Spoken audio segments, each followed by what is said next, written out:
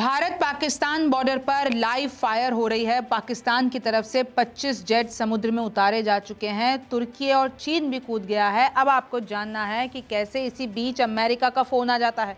वो कह रहा है कि भाई रुक जाओ, दोनों को, भारत और पाकिस्तान को। रिमझिम के 5 पॉइंट्स में देखिए सबसे पहला कि भारत पाकिस्तान बॉर्डर पर ये लाइव फायर कितनी खतरनाक है। दूसरा देखिए पाक ने समुद्र में कैसे 25 जेट उतार दिए हैं। तुर्की चीन भी इस चीज में कैसे कूद गया है। तीसरा है अमेरिका ने भारत को फोन घुमाकर आखिरकार क्या कहा है और पाकिस्तान से भी अमेरिका की बात हुई है। चौथा है भारत पाक के एयरबेस बंद होने से किसका कितना नुकसान हो गया है। पांचवा है किस तरीके से डरपोक पाकिस्तान कैसे भारत पर कर रहा है साइबर हमला।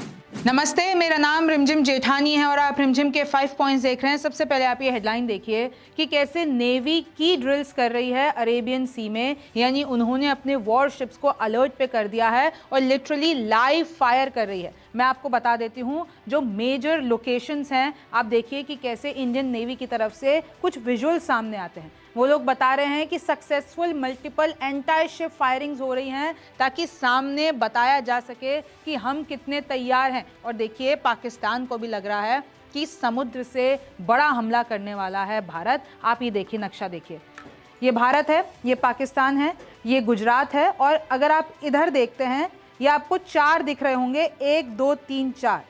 यहाँ पर नेवल फायरिंग हो रही है, लाइव फायर हो रही है। और अगर आप ये देखेंगे ये लाइन है, ये बॉर्डर है और इसी के ही 85 नॉटिकल माइल्स दूर पाकिस्तान भी अरेबियन सी में अपनी एक्सरसाइज कर रहा है। और आपको पता है दोनों अपना शक्ति प्रदर्शन कर रहे हैं और एकदम करीब बॉर्डर के। तो देखिए बहुत ही खतरनाक है। अगर इसमें थोड़ा सा भी मिसकैलकुलेशन हो जाता है तो ऐसा हो सकता है कि दूसरे की टेरिटरी में वो जो ड्रिल चल रही है, जो प्रैक्टिस चल रही है, वो इधर से उधर हो जाए। पहले एक बार हुआ भी था, आपको पता होगा। तो देखिए इस तरीके से इतना करीब गुजरात के इधर और ये पूरे समुद्र में इन लोगों की शक्ति प्रदर्शन चल रहा है। अब मैं आपको थोड़ा सा और डिटेल दे देती हूँ।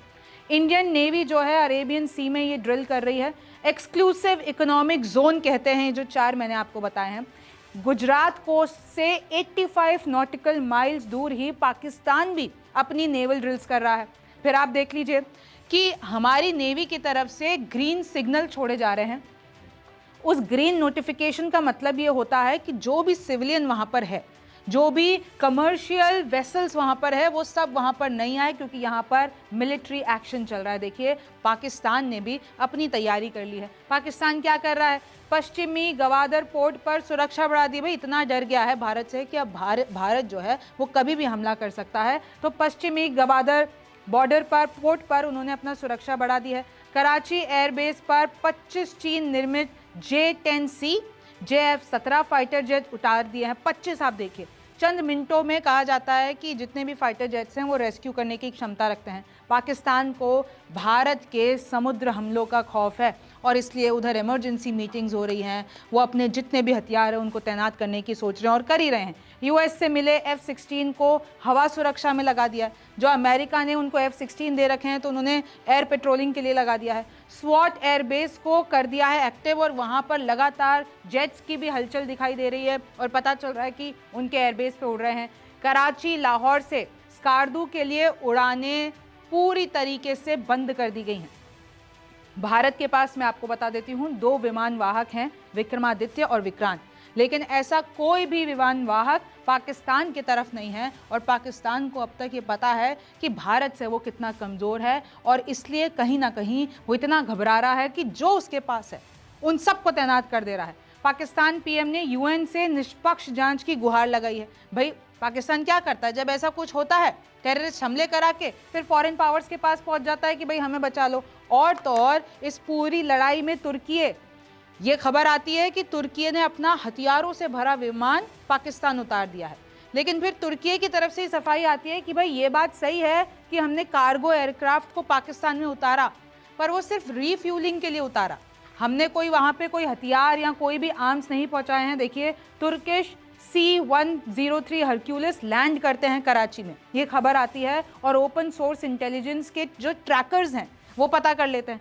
लेकिन फिर प्रेसिडेंसी डायरेक्टोरेट ऑफ कम्युनिकेशन की तरफ से आता है कि भाई हमने तो रीफ्यूलिंग के लिए उतारा था, ऐसा कोई भी हथियार हमने पाकिस्तान को नहीं दिया है। फिर दूसरी खबर सुन लीजिए, Chinese boots in Pakistan, Sindh on the brink as Chinese stir unrest in the region, alarm for India। यानी चाइनीज बूट्स। अब आप कहेंगे कि क्या चाइना ने अपने सोल्जर्स वहां उतार दिए हैं। देखिए, आपको भी पता होना चाहिए कि कैसे चाइना अपना कॉरिडोर बढ़ा रहा है। इधर US $60 बिलियन, यानी चाइना पाकिस्तान इकोनॉमिक कॉरिडोर है जो CPEC, वो बन रहा है पाकिस्तान में। और उसके लिए चाइना ने 30,000 चाइनीज़ नेशनल्स को वहाँ पर काम पे लगा रखा है। यानी एक बड़ा नेटवर्क चाइना के लोगों का इस वक्त पाकिस्तान में भी है। तो देखिए, कहीं ना कहीं आपने बहुत सारी ऐसी रिपोर्ट्स भी देखी होगी कैसे कि हथियार चाइना भिजवा रहा है पाकिस्तान को। ये जो भारत से तनाव चल रहा है, चाइना, तुर्की, अजरबैजान और आपका पाकिस्तान, ये सब एक हो गए हैं। रूस भारत पाक में क्या चल रहा है, तो भारत ने रूस से जो S-400 एयर डिफेंस सिस्टम खरीदा है। खबर ये मिल रही है कि चीन S-400 मिसाइल सिस्टम की जानकारी पाक को भी दे सकता है, ऐसा कहा जा रहा है। माफ कीजिएगा, रूस। तो देखिए किस तरीके से इन लोगों की ये जो पूरी डीलिंग चल रही है, इसमें बहुत सी ऐसी चीज़ें हैं जो इधर से उधर हो सकती है। लेकिन 100 बात की एक बात यह है कि पाकिस्तान घबराया हुआ है, चाहे वो रूस हो, चाहे वो चीन हो, हर किसी से वो मदद मांग रहा है। और ये जो मैं आपको बता रही हूँ, एयर डिफेंस सिस्टम 380 किलोमीटर तक के टारगेट को ये चिन्हित कर सकता है, मार सकता है। 80 लक्ष्यों पर एक साथ नज़र रख सकता है। यानी आप एक देख लीजिए कि हवा में ये कवच जैसा काम करता है और ये हमारे लिए इम्पॉर्टेंट हथियार भी है। अच्छा, इसी बीच अमेरिका बात करता है भारत और पाकिस्तान से। US urges India and Pakistan to defuse tension, यानी ये जो हुआ है इसको ज़्यादा एस्केलेट नहीं करे। और आपको पता है ना पाकिस्तान क्या कर रहा है, पिछले 7 दिनों से लगातार वायलेशंस हो रहे हैं LOC पे और पाकिस्तान बाज नहीं आ रहा है। हालांकि भारत पूरी तरीके से उनको जवाब दे रहा है, लेकिन पाकिस्तान यहाँ पर बाज नहीं आ रहा है। और फॉरेन मिनिस्टर जयशंकर ने क्लियर कर दिया है, ये जो प्लानर्स हैं, ये जो बैकर्स हैं, ये जो टेररिस्ट हैं, उन सबको, मतलब ये जितना भी हुआ है, अब हमारे लोगों को न्याय मिलेगा और इन लोगों का हम काल बनेंगे। बहुत क्लियरली अमेरिका को बता दिया है कि भाई न्याय तो होकर ही रहेगा, जयशंकर ने बता दिया है। और देखिए, क्योंकि टेलीफोनिक कॉल हुई थी तो जो वहाँ के सेक्रेटरी हैं रूबियो, उन्होंने भी कहा, उन्होंने भी दुख प्रकट किया। और इसी के साथ साथ पाकिस्तान से भी बात की है अमेरिका ने और बोला है कि भाई इन्वेस्टिगेशन जो चल रही है उसमें पूरा सहयोग करे। हालांकि शहबाज शरीफ, पाकिस्तान के जो ऑफिशियल हैं, उन्होंने ये कह दिया है कि Indian attempts to link Pakistan to the incident, यानी उन्होंने खारिज कर दिया है कि भारत जो ये हम पे आरोप लगा रहा है वो सरासर झूठ है। अब आप देख लीजिए कि कैसे ये सिर्फ हथियारों वाली लड़ाई नहीं है, ये इकोनॉमिकली, फिनेंशियली, रिसोर्स वाइज भी लड़ाई है। भाई सबसे पहले आती है पाकिस्तान से खबर कि उन्होंने अपना एयरबेस भारत के लिए बंद कर दिया, लेकिन अभी भारत ने भी अपना एयरबेस पाकिस्तान के लिए बंद कर दिया। और कैसे आप समझिए कि बहुत बड़ा नुकसान पाकिस्तान को हुआ है। पहले हम भारत की बात करते हैं। भारत के हिसाब से देखा जाए, भाई पाकिस्तान एयरबेस में अब भारत को कुछ भी, वो वहाँ से अपनी फ़्लाइट्स नहीं ले जा सकता है, उसको रीरूट करना पड़ेगा। तो हमको हर महीने 307 करोड़ रुपए का नुकसान होगा। ये तो हुआ भारत का आंकड़ा। अब आप पाकिस्तान का आंकड़ा देखिए। सबसे पहले तो आप ये समझिए कि भाई एयरबेस के बंद करने से भारत के क्या असर पड़ा है। तो अगर सपोज किसी को पाकिस्तान से फ़्लाइट लेनी है मलेशिया के लिए, तो आप देखिए कि पहले तो आप एयर स्पेस भारत का इस्तेमाल करके सीधा आ सकते थे और इसमें कितना समय लगता था, 5 घंटे 31 मिनट, यानी 5.5 घंटे। अब आप इधर नीचे आ जाइए। अब आपको क्या करना पड़ेगा, पाकिस्तान से अगर कोई फ़्लाइट ले रहा है तो वो भारत में तो घुस नहीं सकता क्योंकि हमारा एयर स्पेस बंद है। तो वो जाएगा पहले चाइना, फिर वहाँ से नीचे आएगा। तो मतलब इसको ये पूरा करने में 8 घंटे 24 मिनट लगेंगे। तो आप देख लीजिए किस तरीके से पाकिस्तान को नुकसान हो गया है। और ये मैप दिखाता है कि कैसे जो भारतीय स्पेस है वहाँ पर तो फ्लाइट्स की लाइनें लगी रहती है, और ये पाकिस्तान देखिए, ये कुछ चंद फ्लाइटें। तो कैसे इनके लिए बहुत बड़ा झटका है पाकिस्तान के लिए। मैं आपको कुछ आंकड़े भी बता देती हूँ। देखिए कैसे आफ्टर वाटर पाकिस्तान में suffer in the air to age it will lose around $600 पर फ्लाइट। हर फ्लाइट पे $600 का वो लोग नुकसान उठाएंगे। और ये देखिए पाकिस्तान से चाइना और फिर थाईलैंड या मलेशिया, यानी अब भारतीय एयर स्पेस उनके लिए पूरी तरीके से बंद है। और देखिए after India's NOTAM the situation is clear, $3 lakh हर दिन का नुकसान है पाकिस्तान का। अब आप सोच लीजिए, क्योंकि भाई कैसे नुकसान है, आपकी फ्यूलिंग होगी, आपके घंटे बढ़ेंगे, आपके फ्लाइट ऑपरेशंस बढ़ेंगे, तो देखिए किस तरीके से जंग है। लेकिन ये जो डरपोक पाकिस्तान है ना, वो बाज नहीं आता है। ये लोग अब साइबर हमले कर रहे हैं भारत पे। कैसे हमले कर रहे हैं मैं आपको बता दूं। जो हमारी ऑफिशियल्स, चाहे वो आप यूनिवर्सिटी ले लीजिए, चाहे कुछ हमारे ऑर्गेनाइजेशंस ले लीजिए, कुछ डिपार्टमेंट्स ले लीजिए, उनके वेबसाइट्स को हैक कर ले रहा है। इनफैक्ट फ़ोन कर करके भारतीयों से जानकारी लेना चाहता है। मैं आपको अच्छे से बता देती हूँ। एक तो पाकिस्तान लगातार लाइन ऑफ कंट्रोल पर फायरिंग कर रहा है, ये मैं आपको बता चुकी हूँ, चाहे वो LOC न्यूर कुपवारा हो, उरी हो, अखनूर हो, जम्मू एंड कश्मीर में। लेकिन अब आप देखिए कि कैसे साइबर हमले हो रहे हैं। India's army college of nursing में वेबसाइट हैक कर लेते हैं ये पाकिस्तानी हैकर्स, और क्या लिखते हैं मैं आपको स्क्रीनशॉट पढ़ के बताना चाहूँगी।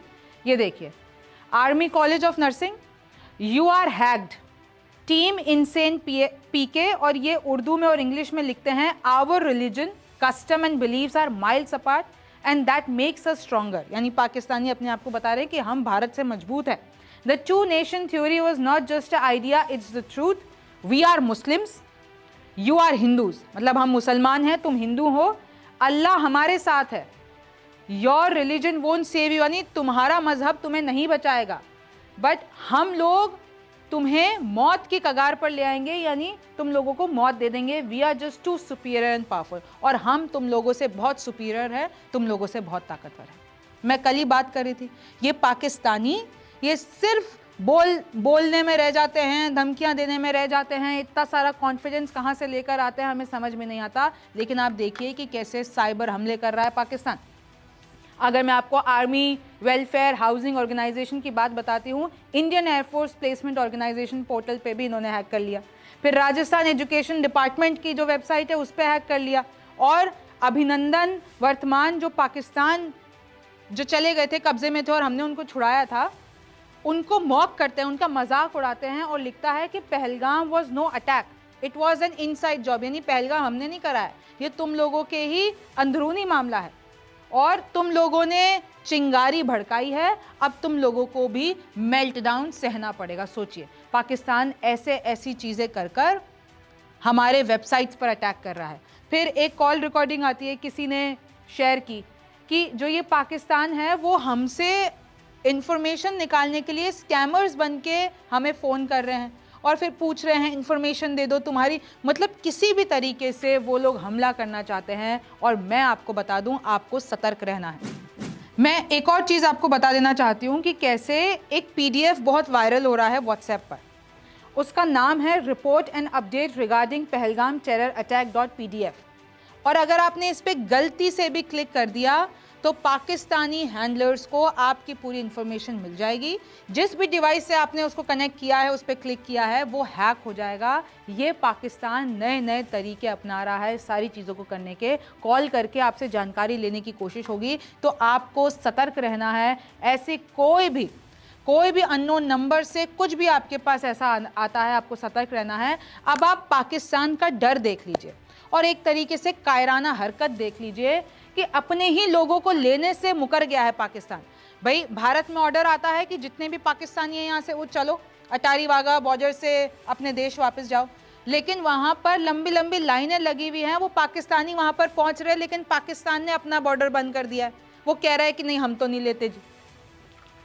India has extended the date for departure of Pakistani national. फिर भारत को वो डेट एक्सटेंड करनी पड़ी क्योंकि बहुत सारे पाकिस्तानी नेशनल हैं जो वाघा अटारी बॉर्डर पर पहुंच गए हैं, लेकिन पाकिस्तान उनको एंटर ही नहीं करने दे रहा है।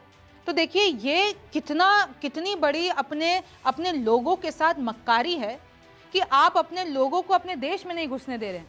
Pakistan closes borders for its own citizens, Pakistan denies to open gates of the, वो गेट ही नहीं खोल रहा है।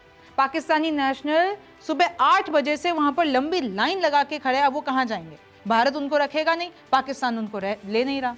तो अगर आप ह्यूमैनिटेरियन ग्राउंड पे भी देखते हैं कि कितनी बड़ी बात है, और आप देखिए हमारी ताकत, देखिए भारत की ताकत देखिए।